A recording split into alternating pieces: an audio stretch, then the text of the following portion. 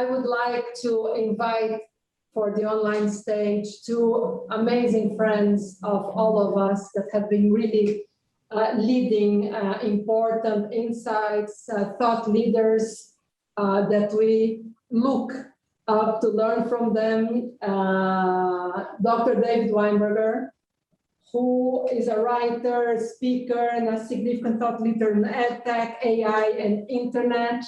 And Betsy Corcoran, EdTech leader, founder of EdSurge.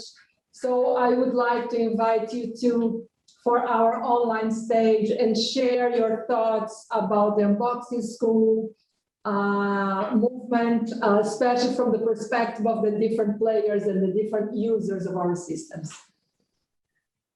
Great. Well, thank you so much, Cecilia. Thank you so much, Avi. This has been an amazing group. And speaking for myself, it's been I've been really flattered to be a part of it. I'll let David say hello too.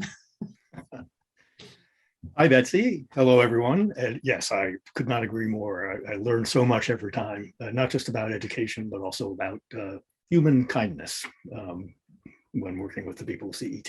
Avi, a fantastic presentation, as always. Elephants on trampolines. I don't mean to say that's the most important thing, but I'm not going to forget that image. I guess I'll kick it off, Betsy, if that's okay. Very briefly by the setting up where the idea of the gift came from, which was you. Spoiler, sorry.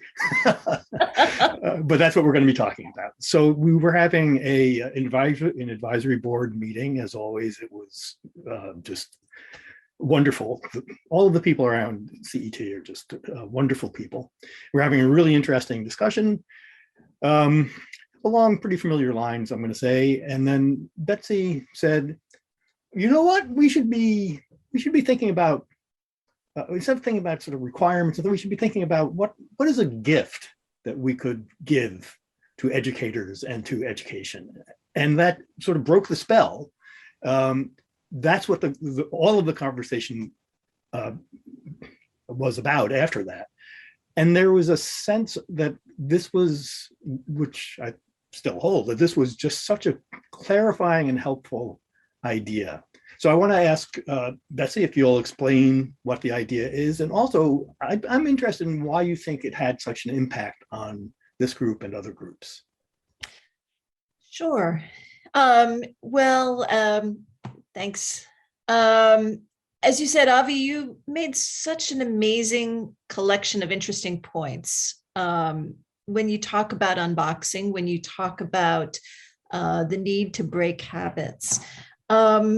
But COVID's been a really unusual circumstance. The entire world is tired. The entire world is tired. We know it personally. We've all been stressed. We see it in surveys. I think there was a recent survey that said that 91% of educators who were surveyed are exhausted, are tired. And so even as we've been talking about this vision for a new education system, I found myself wondering, wow, are we actually asking people to do more? We're asking them to step up again. We're asking them to take the next brave move. And I found myself wondering, what if instead we frame the question around, is there a gift that we can give to learners, to educators, to families? What's different about something that is a gift? And I think that part of it is there's two things to me that are really inherent in thinking about framing a question around a gift. One is you have to think about the people you're giving the gift to. And fundamentally, you have to think about what would give them joy. What would make this not yet another requirement, yet another thing, yet another project, yet another paradigm, but that would actually give them joy, and joy in a profound way, in part because you have thought about them and their lives. And in part because it's given freely, that it's something that you've given freely to them. So in some ways, the idea of a gift is a paradigm shift, maybe for all of the infamous thought leaders in the world, to instead of thinking about what we ask people to do, to think about what we can actually ask them to give people. I think, David, that was where my head was. And I think that the group began to sort of take up that idea and build on it. What resonated with you? What made it work for you? I think exactly what you said, that you broke us, or the idea of the gift broke us out of the frame that we were in, the paradigm that we were in. I'll say framework, which was well-intentioned, people dedicated to education and learning, thinking about, well, just what you said, I won't repeat it, and thinking about a gift really opened up possibilities. And it opened up possibilities because that's what gifts do. When you're thinking about giving somebody a gift, as you say, you have to think about what that person wants and needs, what would bring them delight, which is a better way of saying it, as you put it. And that opens up, you can start to think about all the things and anticipate the delight that those things might bring to others. And so idea of gift is all about possibility.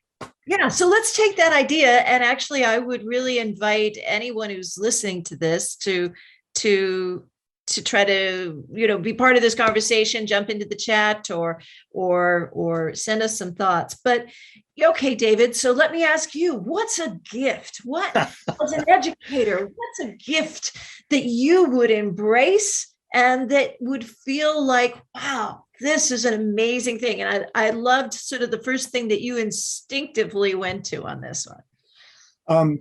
Which was a year without grades. Which I'll tell you why I think it's a gift, and why I think the sort of my thought process after that. It's a gift because teachers and students, many of them, really not only dislike the process of getting and giving grades, but find themselves, especially students, working for grades, which I think everybody will agree in many instances is not exactly what we want from, or not, certainly not the only thing we want from public education, from education. And so a year in which just no grades are given, but maybe evaluations are given, or maybe even not that. So I think it's a useful example of one type of gift, in part because when you think about it more, then, well, there are issues. It resonates, that gift resonates with me because I didn't like grades, but I was a, quote, good student. I had little problem getting grades. And I was also privileged to be a motivated student. I like school, and I was privileged enough to feel free in what I studied. But much as the idea of a year without gifts sounds, a year without grades sounds wonderful to me, I think in further thought, we have to think about how would everybody like this gift? Students in schools that are not as privileged as mine. I was a middle-class kid growing up on Long Island in New York. Grades may be not a way of forcing them to do, et cetera, but maybe a way of showing their worth in a system that may not be inclined to notice that worth, for example. And so every gift, I think, is an opportunity to think about really, really important issues. The most important one is, as Betsy says, what would bring delight to students and to teachers? But at the same time, then there are you inevitably end up in conversations about all of the ramifications of that gift. And that is a really healthy conversation to have. Exactly. And I think that this is about kind of having the conversation and about changing the nuances of that conversation. So I want to explore a couple more gifts, a couple more ideas around gifts.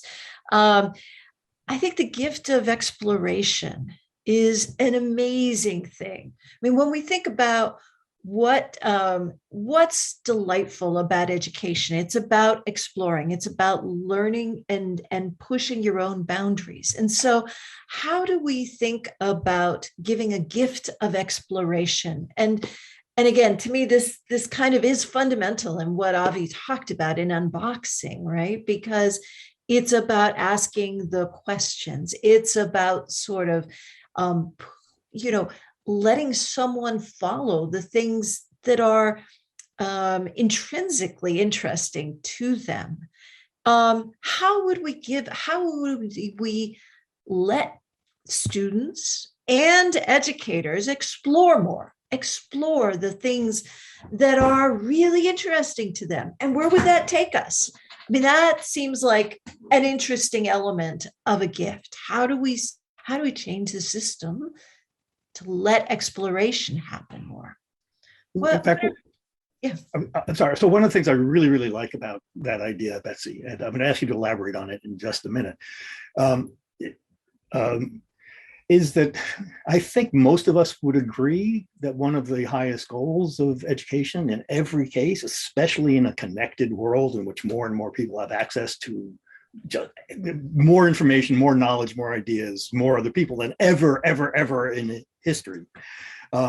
What we want is to encourage our children, our students, to pursue, because this is what they're going to be doing for the rest of their lives online. They're going to pursue the things that are interesting to them. And we want, and interests are not things that people have. It's things that the world calls, that interests catch you. You never know what you're going to be interested in, as everybody who's been on the internet and spent 2 hours being diverted knows.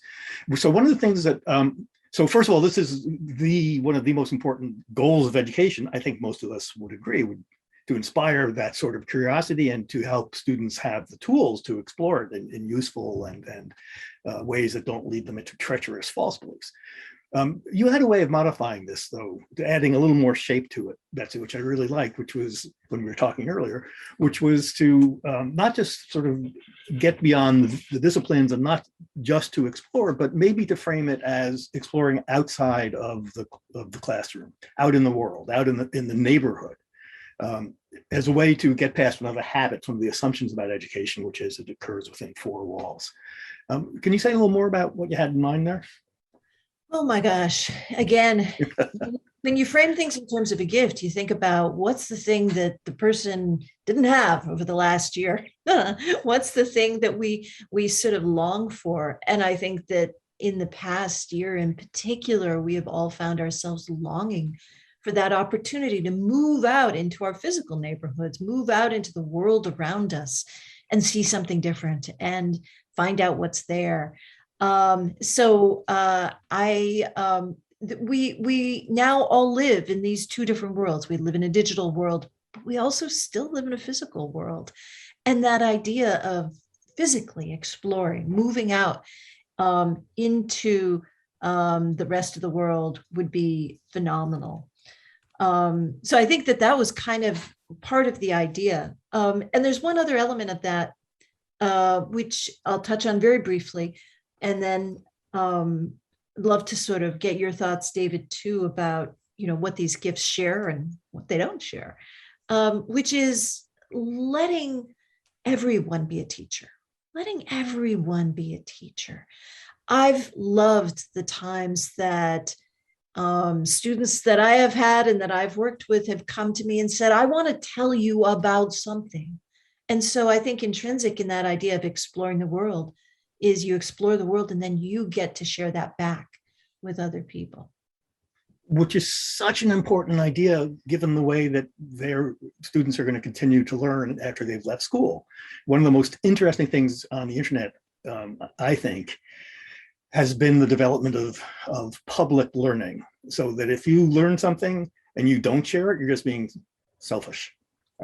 Tons and tons of the most important sites on the internet are in fact people engaging with, and also just conversations on the internet, or people who are engaging with one another and learning together and sharing what they have learned. So of course schools already allow students to do some teaching, and may not call it that, but show and tell in the very early grades, where you bring in something interesting. But allowing students to teach, and I think it's well established that teaching something is one of the best ways of learning it, and to teach how they got to where they're going and the wrong moves that they made to get there. I think that's a wonderful, wonderful idea. I know we have only a couple of minutes, and I guess if we could leave something with everyone here to think on, to me, the things that connect these gifts are ultimately remembering our humanity in the course of thinking about learning and education. That we've spent a lot of years thinking about systems and thinking about macroeconomics and what we have to do and how we compete or how we survive. And those are all super important things.